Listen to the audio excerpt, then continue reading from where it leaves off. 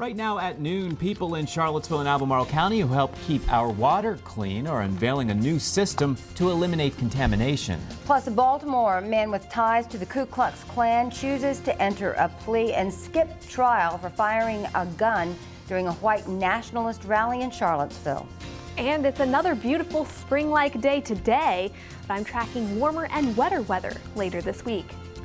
Live in high definition from the area's most experienced news team, this is NBC 29 HD News at Noon.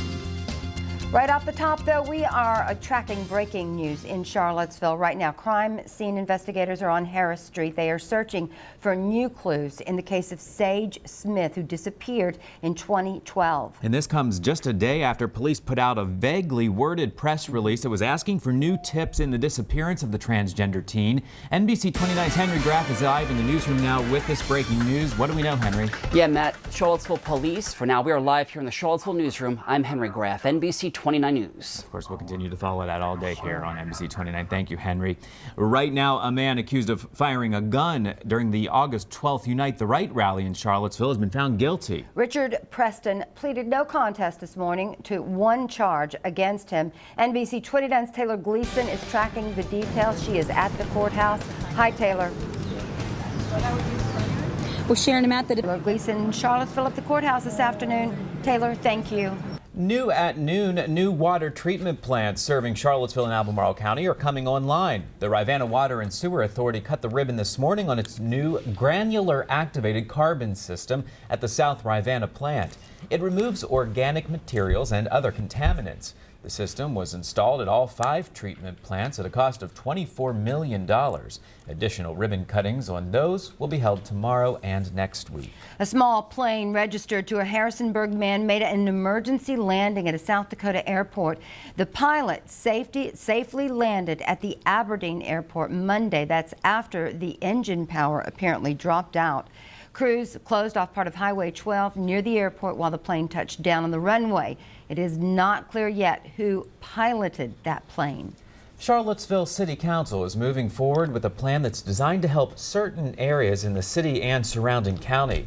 The 5-year plan outlines 12 different goals that address issues including homelessness, workforce development, and substance abuse services. Last night, Council changed the language in that plan. It will now target projects which support people making 50% or less of the city's average monthly income. The plan will also expand the supply of affordable housing. It's such a small amount of money that comes from CDBG and home that, you really have to target that to the greatest need, and I think that's been identified as that extremely low. Another change in the plan will target Council's priority neighborhoods of Belmont and Ridge Street. Councilors decided to alternate funding between those neighborhoods over the next 6 years, starting with Belmont. That money will go toward updating intersections and other small projects. Charlottesville City Council is also working to address the issue of domestic violence in the city. Last night, Council approved a grant of more than $49,000 for a domestic violence coordinator position. This coordinator helps victims understand the court process and serves as their case manager.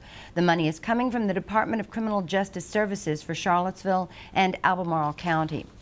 The hydraulic road and Route 29 small area plan now has the green light. Charlottesville City Council approved a plan to create a mixed-use destination for business while integrating a variety of housing options. Councilors are hoping to create sustainable stormwater practices as well as safer crossing options on Route 29 for pedestrians and cyclists. Council says this area has a lot of potential because of Stonefield Shopping Center, that development, and also the future development of the old Kmart and Gold's Gym site. 3 trees in Charlottesville could soon be under city protection. The first is a southern red oak in front of Venable Elementary. The second is a large Shumard oak in front of Jefferson Madison Regional Library. And the third is a large basswood in Emancipation Park proposed for designation as a heritage tree. Last night, Council adopted an ordinance to allow the protection of trees under certain circumstances. Council will determine if those trees get that designated protection at its next meeting, May 21st. Anti-pipeline activists in Charlottesville are rallying in support of 2 tree-sitting protesters who are trying to keep a pipeline off their property. Indivisible Charlottesville held a rally in front of the Free Speech Wall Monday. Red and Minor Terry, who you see right there, lived in 3 houses on their land near Roanoke to protect the Mountain Valley Pipeline, which is also known as MVP. A judge ruled against the Terrys, saying the pipeline company is allowed to build and they were breaking the law by being in those tree houses. Red Terry says she would have to pay fines if she stayed in the trees. I was advised that they could start with low fines, like $1,000 a day per person, which would go to MVP. And if they didn't get results, they could actually up those fines up, way up, $10,000 a day if they wanted to. Activists are also calling out Governor Ralph Northam. During his campaign, Northam promised voters that if elected, he would direct Virginia's Department of Environmental Quality to conduct a stream-by-stream analysis for those pipelines. That has not happened yet. A Charlottesville company is training people for a possible attack on their workplace. Trident Shield is partnering with a number of businesses in the community to prepare employees to respond to an active assailant. NBC 29's Henry Graff reports. Before it gets to this, the owners of Trident Shield want you to know how to handle the situation if you are on the other side of the door. What you have to do is train everyone to a competency level so that they can make those informed decisions on their own. Jason and Lauren Perry are behind the Workplace Active Assailant Training Program. The Charlottesville-based company offers in-person and now online training. And if we can get ahead of it and help save lives in that way and be that initiative for people to take this more seriously, that's our goal. The Perrys put us through one scenario, an active shooter in a building. The gunman is in the hallway, headed for us. Why hide right by the door? Right. So we teach people when they're going to set up what this is called an ambush, that they do it at an ambush point. An ambush point is some place where you can hide and the attacker and you will see each other at least at the same time. So you're going to want to be on the same wall of the door so that the bullets could not hit you if he fired through the door. Once the gunman entered, we ambushed him, pushing the bad guy against the door and disarming him. You're getting some of that stress that you would feel in the moment, and you're able to process that from this training situation. Trident Shield has seen an uptick in business over recent years, with so many mass shootings making headlines. The Perrys say anyone can do the training, which could save your life if you are faced with this. You can't just think of this stuff the first time it's happening and think you're going to react accordingly. That is Henry Graff reporting. We've posted information about Trident Shield along with some demonstration videos online at NBC29.com. County officials celebrated the opening of a new facility on Pantops. They held a ribbon cutting ceremony on the 8,000 square foot new public safety station. Fire officials say the area needs it to improve response times in the Pantops area, which stood at about 10 minutes before this building went up. 23% of people in the Pantops area are over the age of 65, which tends to drive up calls for EMS services. The station provides ambulance service now, but plans are in place to add fire services as well. This new station cost about $2.9 million. First Med Urgent Care on Pantops in Albemarle County is closed to patients. The office closed its doors for good last Friday, but did not say why. An answering machine service says Dr. William Talbot moved to Med Express Urgent Care in the Pantops area, pretty much right across the street, I believe. Plans for a proposed Wawa gas station and store in Albemarle County are moving forward. Yesterday, the county's Architectural Review Board reviewed the plans for the third time. Members approved the plans in a 3-2 vote, but the store's designers will need to shrink the fuel canopy and increase landscape design. The store would be located on Route 29 near the intersection with Prophet Road. Plans now head to the Planning Commission. The University of Virginia is honoring a law school alum ahead of the 50th anniversary of his assassination. Yesterday, best-selling author and host of MSNBC's Hardball, Chris Matthews, visited the university's Miller Center to talk about his new book about Robert Kennedy. Matthews told a packed room how Bobby Kennedy's time at the University of Virginia influenced his political career. studying law here really got him started. It was the first time in his life he took school seriously. Matthews says RFK was compassionate and focused on treating people fairly. This June marks 50 years since Kennedy was assassinated during his 1968 presidential campaign. The Taste of Monticello Wine Trail Festival is underway right now. Yes, and we now know which wine wins the festival's top honor. The top 6 wines, as well as that overall highest scoring wine, were announced during a celebration last night in Charlottesville. Veritas is this year's big winner for its 2015 Petit Verdot Paul Schaefer's 7th edition. They have some good Petit Verdot there. They do. The festival runs all week long, leading up to a grand tasting event at the Sprint Pavilion Saturday. We have the full list of the wine competition results with this story on our website at NBC29.com. Cheers. We'll be right back. Rescue crews are searching for a 3-year-old girl following a deadly boat crash in Pennsylvania. It happened on the Susquehanna River Monday night. Police say a man called 911 to report the boat he was in with that child overturned after coming too close to a dam. The man was taken to a nearby hospital for treatment of hypothermia. Crews later recovered the body of a woman who was also in that boat. After deliberating more than 3 hours, an Ohio jury found accused serial killer Sean Great guilty of 2 murders and the kidnapping and sexual assault of another woman. The 41-year-old was found guilty of murdering Elizabeth Griffith and Stacy Stanley. Great pleaded guilty last week to 15 of 23 charges. Great could receive the death penalty or life in prison without parole when he's sentenced in a couple weeks. Today, the president of Iran warned that country could face, quote, some problems ahead of President Trump's decision on whether to pull out of its nuclear deal with world powers. His remarks are the first official Iranian comment on President Trump's overnight tweet that he would make an announcement on the deal Tuesday, today. Well, Iran's president also stressed Iran wanted to, quote, work with the world and have constructive engagement with the world. Trump's announcement is set for this afternoon. Australia's new South Wales state government announced it will set aside thousands of acres of land as part of a measure to protect koalas. The state premier said a new koala hospital will open and about 62,000 acres of forest in the state's mid-north coast will be part of a $33 million plan to help the declining koala population. She said about 36,000 koalas live in the state. The plan is, of course, to help their dwindling numbers.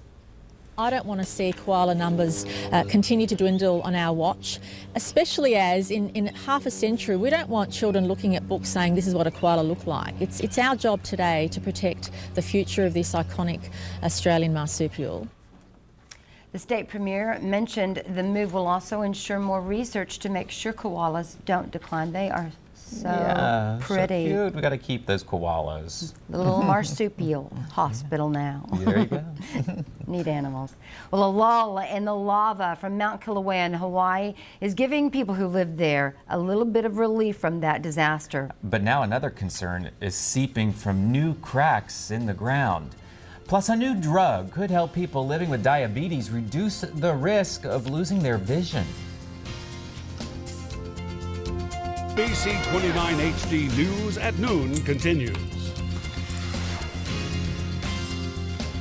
The volcano crisis in Hawaii is showing some positive signs and fewer of those very intense earthquakes. The situation is still very dangerous, with new cracks in the ground spewing toxic gas, keeping people out of their homes. NBC's Steve Patterson has the latest from Hawaii's Big Island. Time to take a look at the top stories we're tracking this afternoon. Right now, crime scene investigators are on Harris Street in Charlottesville searching for new clues in the case of Sage Smith, who disappeared in 2012. Now, this comes just a day after police put out a vaguely worded press release asking for new tips in the disappearance of the transgender teen, which is classified by police as a homicide investigation. Detectives say they are pulling evidence from the area around Smith's former home. Eric McFadden is a person of interest in this case. Tonight on your news at 5 and 6, you will hear from the detectives who are working on this investigation. A man accused of firing a gun during the August 12th Unite the Right rally in Charlottesville is found guilty. Richard Preston pleaded no contest this morning in court to one charge against him. A judge found enough evidence against him to find him guilty. Preston faces sentencing tomorrow. A new water treatment plant serving Charlottesville and Albemarle County is coming online. The Rivanna Water and Sewer Authority cut the ribbon this morning on its new granular activated carbon system at the South Rivanna plant. It removes organic materials and other contaminants. Additional ribbon cuttings on some of the other facilities where that's been installed will be held tomorrow and next week. University of Virginia is now on the 2018 list of 100 great hospitals in the U.S. The national healthcare publication Becker's Hospital Review created that list. When making nominations, the group considers a range of rankings and ratings made by other groups. Becker noted UVA's 6 specialties, specifically the Cancer Center, all of which earned recognition for the medical center over the past several years. It's a chance to really honor and reflect on the work that our staff put together every day, our team members, to serve our patients, serve our families. We're really committed to really trying to continuously improve the level of care that we provide to our patients. And I think really that's what this is a reflection of. I don't think we're doing it for the awards necessarily. I think the awards are kind of a byproduct of that. UVA Medical Center was also named the #1 hospital in Virginia for 2017 and 2018 by U.S. News and World Report. Many teenagers are switching from sugary sodas to sugary sports drinks. A new study from Northwell Health found more than 57% of surveyed teens had at least one sports drink a week in 2015. That is a small but significant increase from 2010. Adolescents who watched 2 or more hours of TV a day were the most likely to consume sports drinks every day. Pediatricians recommend kids and teens drink water to stay hydrated. Millions of Americans suffer from diabetes. This is a disease that affects the body from head to toe. As Kayla Corvell explains, diabetes can even take away your vision.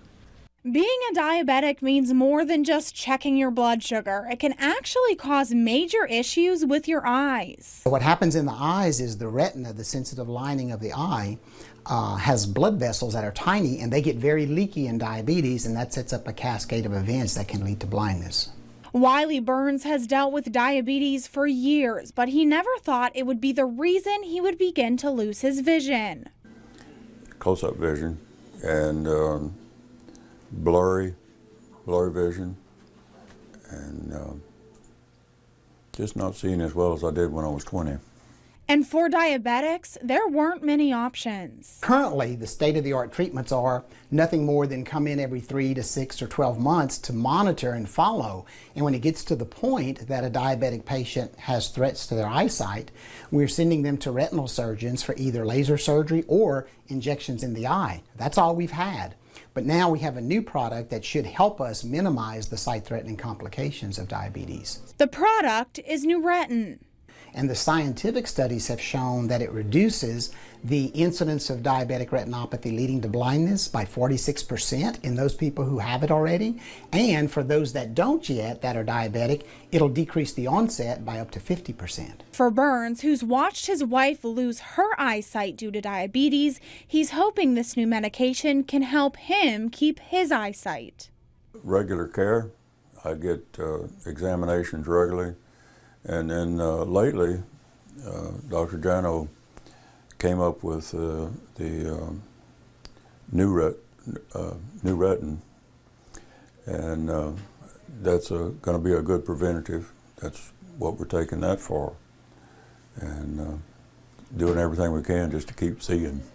For diabetics, this medication, Shano says, will be a life changer. We have found that it's not too early to start this as soon as a patient receives a diagnosis of diabetes. Again, because it's going to decrease their chance of getting retinopathy by about 50%.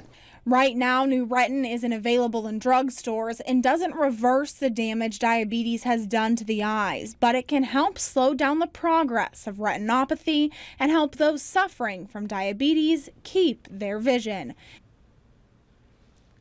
That's Kayla Corvell reporting. Right now, you can get Nuretin from your ophthalmologist. Well, it is Tuesday. We talk all things City of Charlottesville, and our guest today from the city is Holly Lee, and we are talking today about the big community job fair now just a couple hours away, coming up tomorrow. And Since you were here a couple weeks ago talking about it, you have a lot more businesses signing on, right? Yeah, we have over 100 now, about 115. So that's more than 50 than we had last time that we were here. Wow. What's driving that increase in the number of businesses that are hiring? It's definitely the low unemployment rate that we have right now. So we have employers who are having difficulty finding qualified candidates for their open positions. So they're coming to the job fair to try to recruit. If you are looking for a job or even looking for maybe a supplemental job, a seasonal job, is this the place to come to tomorrow? Absolutely. So if you're someone who's employed already, it's still a great opportunity. There's always opportunities for better employment, supplemental employment, so additional jobs or seasonal jobs, summer work. And we see the community job fair tomorrow, 10 to 3, and it's at the John Paul Jones Arena. What would your advice be to people who are looking for a job right now, especially since there are so many jobs available and the unemployment is so low? What I always say about the job fair, it's a great opportunity to actually get in front of a person, a live person, where so much is done online now. Right. This is the chance to get in front of a recruiter and really let them know who you are and what skills you have to offer that company. And what kind of companies are out there hiring this time? So it is just, we've had companies we've never had before. So we have S&P Global coming, we have Shintel and Ting and all kind of big companies with lots of open positions. Excellent. So once again, tomorrow, John Paul Jones Arena from 10 to 3. You have all those exhibitors, all those businesses looking to hire more than 1,000 positions there, which is cool. A lot of people might be getting a job tomorrow. We hope so. Excellent. Holly Lee from the city of Charlottesville, thanks for stopping by. Thank you. Sharon? All right, Holly Lee and Matt, thank you. Walmart is taking steps to keep more people from getting hooked on opioid painkillers. You will hear their new restrictions. Plus, car sales in America dipped this past April. And we're looking at high pressure right now, but a storm system off in the Dakotas has the potential of bringing severe weather later this week.